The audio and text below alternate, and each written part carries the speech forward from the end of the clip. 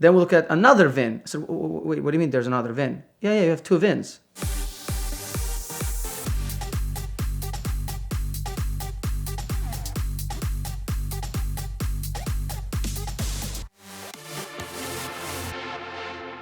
Having now 3 modern G-Wagons isn't enough.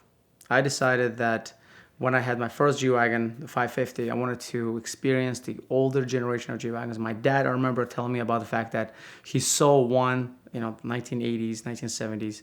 He saw one on a journal when he was younger, and he was like, oh my God, look what they did. It was in a German magazine, advertised, and he just fell in love with the car. So I decided to buy one. Now, you're not going to get a lot of these older generation 1980s, 1970s G-Wagons today. It just happened to be, I found one on Copart. I think that the minimum bid was like $10,000, and it was from Seattle, Washington. At the time, I wasn't as experienced in that market, and I fell in love with it. It looked okay, had everything kind of like going for it. Wheels, tires, doors, everything kind of looked original. Nothing really sticked out too bad. I mean, it was a dirty car, which you would expect to see on a Copart, but didn't have any kind of damage. They can say, oh yeah, there's a damaged car. Then it said in there that it's a Canadian car. I'm like, okay, not a big deal. Canadian car, that's fine. It said it said on the ad, it was a 1984. Then when I started making phone calls, they find it was actually 1987. Okay, fine, 1987, good. All right, we're solid. Without doing any kind of further due diligence, I decided to put a bid. And everybody who ever bought cars in auction, you get really pulled into the auction, right? You just see this bid going off, going once, going twice. You're like, another $50, another $100. And with those another $100 to $50, I was able to get myself to the waters of $12,000 out of $10,000. And once the final sale ring came on, sold, I realized that we were like $13,000 on the car. Now, on Copart, there's other fees associated with buying the car, then gate fees and all whatnot, and all accumulates for another $1,000, plus another $1,000 to deliver the car. I'm like, okay, we got about $15,000 into the car. But I was excited. It was a 3-door, 1987-ish car, which is great. And I think my biggest concern was the mileage on the car. It said 6,800 kilometers, which I knew 100% is just not correct.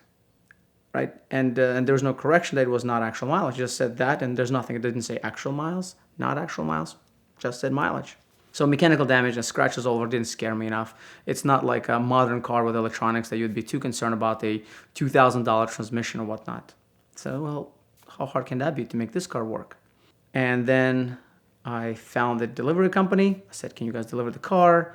And I told them the car is going to be run and drive. Just, no problem. Have the car delivered to us. Okay. A little bit of time passed. About a week afterwards, I called the delivery company and said, hey, where are you guys? Are you guys coming? And yeah. We're going to put you in contact with the driver. I talked to the driver, and the driver had a really, really thick Eastern European accent. And I was trying to tell the guy, hey, here's the address. Can you bring the car over? And the guy's like, no. I'm like, what do you mean no? No. I'm like, what's going on? You have forklift?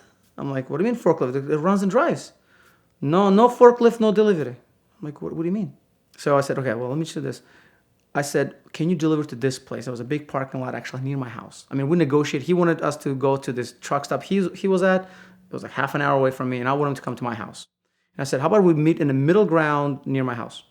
So he finally made it to the shopping center near my house that I could easily get to. Because I didn't want to drag the car, get a tow truck. I thought to myself, well, if the car has some issues, we can just get to my car. It's only like half a mile. As the driver arrived at the parking lot, I sent him. He called me up to say, come get the car. I said, okay, no problem. I drove into the parking lot, and I'm seeing this big, 12-car carrier sitting there, and my car is on really top. And I was so excited. It was one of those cars that I always wanted to have, and it's older generation, and there's something about older cars. They have just a different aura about them. I parked my car, I walk up towards this G-Wagon, I'm still looking at the trailer, and I'm looking at this oil trail coming from the road to the trailer and then going right underneath my G-Wagon. And I can see it just sipping through. And the guy just hands me the key, says, here, you take it off. I'm like, excuse me? So I got into the car, and I'm looking at this huge puddle of oil. I don't know if it's a transmission oil. I don't know if it's just engine oil. It's just big black tar of stuff. Is it going to turn on? After a few tries, it turned on. Then I noticed on the rear view mirror, there's instructions to find gears. True story. I'm like, okay. I spent about maybe 5 minutes trying to find neutral. It just kept grinding gears and we're trying to find neutral. So we'll find neutral. Slowly let the car off. It didn't really move under its own power. When you found the gear, which I don't know what gear it was, and you're trying to engage the clutch was so spongy and there was nothing happening. There was no movement. Okay. Anyway, we got the car off this trailer. Finally, we got it off. I'm like, okay, now we have a puddle, we have a clutch issue, and we have this instruction for this transmission that doesn't work. Okay, we'll figure this. Again, my positive attitude. Car wasn't gonna move anywhere. So my idea about not having a tow truck out the window, gotta get a tow truck. Got the tow truck, took it to the local mechanical shop to have the car looked at. He called me up about 3 days later, and he said, come take a look at your car. We came to look at the car. He took the transmission off. He says, do you see this? I'm like, yeah. He says, do you know what this is? I said, no. He goes, oh, I said, it's transmission, right? He says, no. What do you mean? Because that's actually equipment from a tractor, like an actual, like a gear reduction, something from some sort of a farm equipment that had a special plate made to mate it to the engine of this G-Wagen. Surprised, shocked. Okay, I hope this is the only thing about this car that is gonna surprise me. Okay. Then he says, come to the front of it. I said, okay. I said, do you see the engine? I said, yeah. Great engine. He says, yeah, it's a diesel 280, isn't it? I says, well, here's what happened. We looked at the car's VIN and it doesn't match anything that we see in the car. Then we look at another VIN. I said, wait, what do you mean there's another VIN? Yeah, you have two VINs. So the car had two VIN numbers on it, one for 1974 and one for 1987. So then I started working on the trail, what happened to the car. It was enough for anybody who owns anything and anybody bought anything from Copart. When your mechanic calls you and says, come take a look at this, is not a good sign.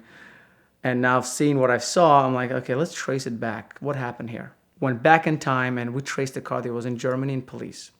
Then it was a gasoline engine G-Wagen that went to Canada. So somehow in Canada, for all the years it's been there, it was converted to diesel. It went from being 1974 to when it appeared in America, it became 1987.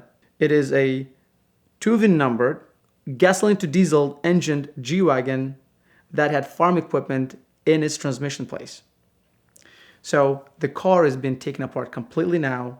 It's been restored ground up. I have no idea what happened to that farm equipment that acted as a transmission for the car. We literally left it on the floor. I didn't want to see it again. The car's engine was removed, and we actually are not sure if that was the original engine that went with the G-Wagons. I think somebody really did a lot of research in someone else's shop to make some Mercedes engine fit to this particular G-Wagen. And now it has no engine, no transmission, bare to the bone, being completely refinished to bring the actual glorious old G-Wagen back to life.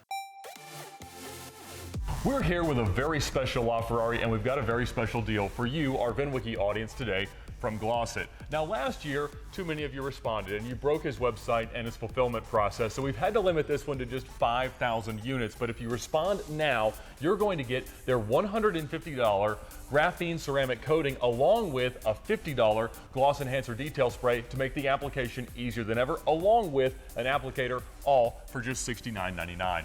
So check them out now at the link in the description below, and for just $69.99, get the best package of products we've ever been able to offer from Glossit.